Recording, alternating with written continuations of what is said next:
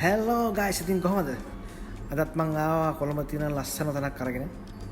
ඉතින් මේක සමහරක් විට ඔයාලා අහලා තියෙන්නේ මේ කාකදූපත කියලා කියන්නේ.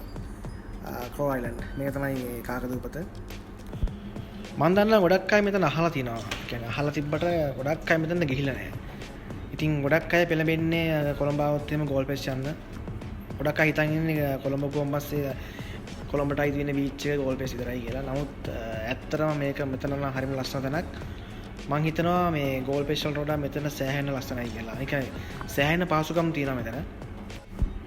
රයිට් එක බලමු මොනවද මේ ඇතුලේ තියෙන්නේ කියලා.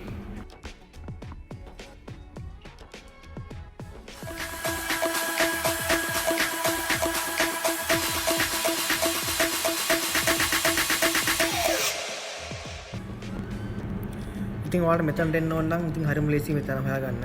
මේක තියෙන්නේ මට්ටක්කුලිය හරියේ. ඉතින් හරිම ලේසි ඔයා කොළඹ කොටුවට ආව නම් කොටුවේ ඉඳන් කිලෝමීටර් 7යි තියෙන්නේ මෙතනට. ඉතින් සාමාන්‍ය දිනකදී ඔයාලට මිනිත්තු 25කින් විතර මෙතනට එන්න පුළුවන්. මේ තියෙන්නේ එන්ට්‍රන්ස් එක. ඔයාලට පේනවා මෙතන ලස්සනට මේ බංකුවම හදලා තියෙනවා ඔයාලලා ඉන්න. මේක මේ ජස්ට් 16 තමයි ඕපන් කරන්නේ. එතකොට මේ ඊට කලින් මේක මෙහෙම ලොකුවට ලස්සන තිබ්බේ නෑ මෙහෙම. ඔයාලට පේනවා ඇතින් පේන්නේ බීච් එක. දැන් බීච් එක මෙහෙන් තමයි මේ පාක් එක නිර්මාණය කරලා තියෙන්නේ මෙයාලා.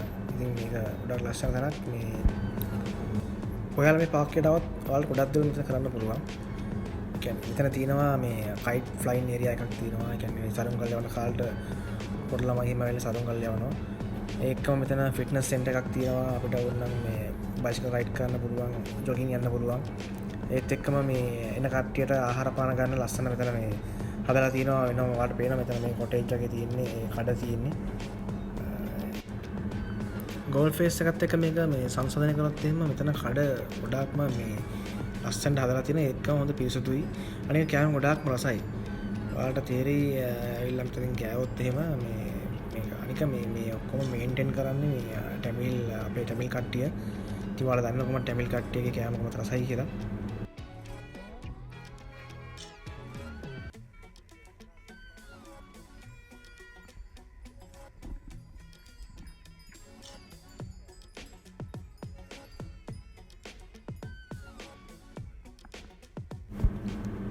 මම දැකලා තියෙනවා මේ ගොඩක් කොළඹ කට්ටිය මේ එනවා පාක් වලට ඒගොල්ලන්ගේ මේ බර්ත්ඩේ එහෙම මේ සමරන්න.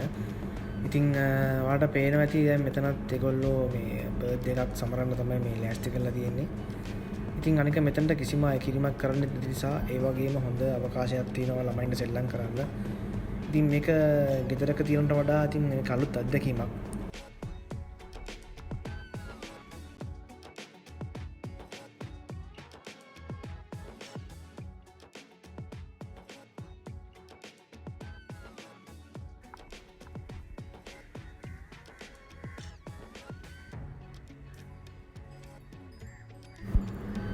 ඔයාලට දැන් මේ පේන්නේ මේ චෙන්ලන් ප්ලේ ඒරියා එක. මම අර කලින් කිව්වා වගේ මෙයාලා ගොඩක් මේ පාක් එක නිර්මාණය කරද්දී මේ ફોකස් කරලා තියෙනවා පොඩි ළමයින්ගේ විනෝදාංශ සම්බන්ධව. ඔයාලට මේ පේන හැමදේම ෆ්‍රී. ඉතින් මේක ගොඩක් ලොකු අවස්ථාවක් අපේ පොඩි ළමයින්ට.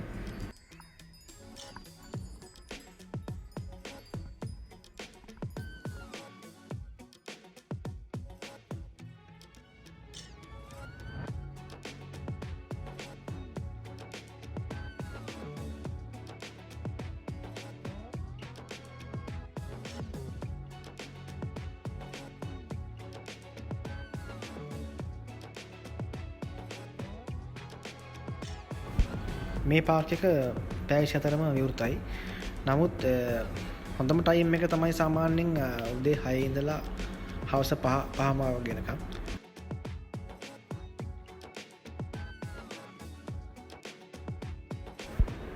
ඔයාලට මේ පේන තැන මේ ගොඩක් පොඩි ළමයින්ට හොඳයි. මොකද මේ බිම හදලා තියෙන්නේ මේ ගොඩක් සුමට රබර් මිශ්‍ර කරලා. ඉතින් ළමයි ගොඩක් මෙතන සෙල්ලම් කරනවා. ඉතින් කරාට එයාලා මේ වැටුණට මොකුත් තීරෙන්නේ නැතුව වල වෙන්නේ නැහැ.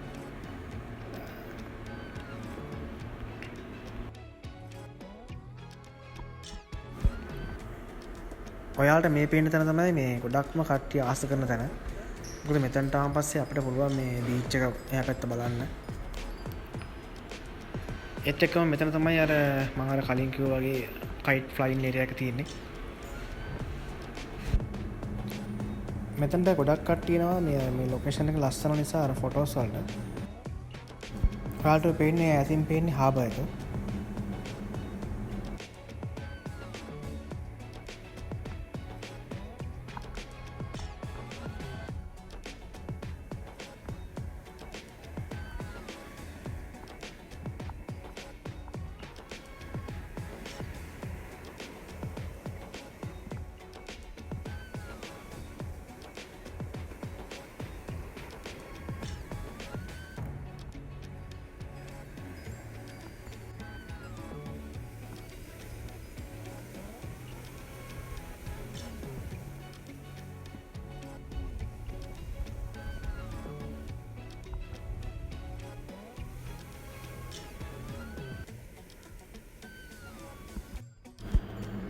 මම ටිකක් වෙරළ පැත්තට ආවා. ඔයාලට පේනව නේද මේ මොනවද තියෙන්නේ කියලා. ඉතින් ඇත්තටම ඉතාමත්ම මේ කමකාටුදායකයි මේ දර්ශන දකිද්දී. ඔක තමයි ඉතින් අපේ මිනිස්සුන්ගේ දේවල් තමයි මේ කරන දේවල් තමයි මේ ඔක්කොම.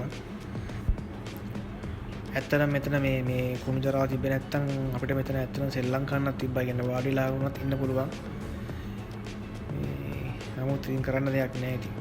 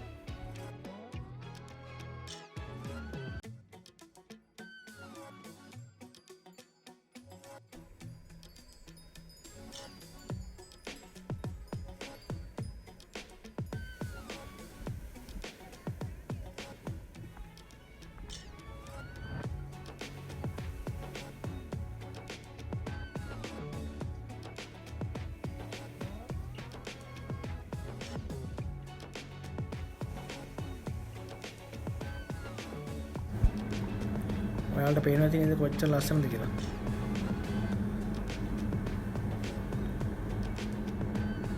මේක මේ හැමදාම වගේ ඕපන් කරලා තියෙන්නේ. අනිත්ක මේ ආරක්ෂාව සම්බන්ධ නම් කිසිම දෙයකට බය වෙන දෙයක් නෑ. මොකද මේ හැමතැනම මේ සිවිල් ආරක්ෂක නිලධාරියෙක් ඉන්නවා.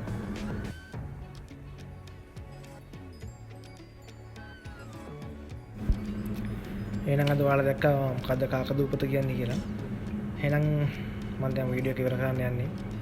එහෙනම් අපි තවත් දවසක හමුවෙමු මේ වගේම ලස්සන වීඩියෝ එකකින්. එහෙනම් ඔයාලට ජය වේවා.